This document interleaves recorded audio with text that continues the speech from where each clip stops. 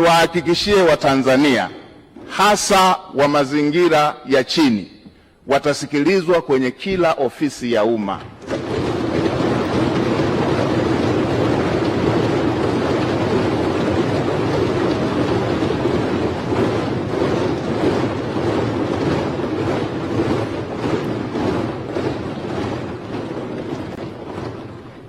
Kila aliye Mtanzania, hii nchi ni yake.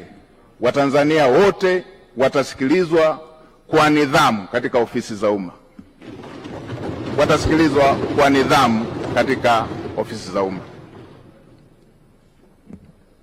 Watanzania watafikisha kero zao na watumishi wa umma watakwenda kwenye makazi, kwenye maeneo ya Watanzania kutatua kero za Watanzania.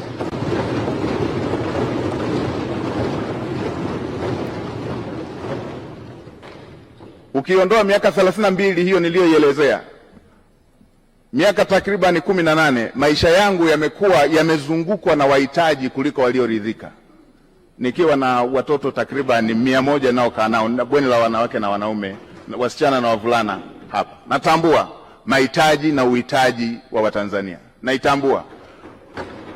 Kwa kutambua hilo, naamini yale yaliyo dira ya Mheshimiwa Rais katika kutatua kero za Watanzania, niwahakikishie Watanzania nitasimamia kwa uadilifu, nitasimamia kwa jitihada, nitasimamia kwa kuhakikisha kwamba hayo yanatimia.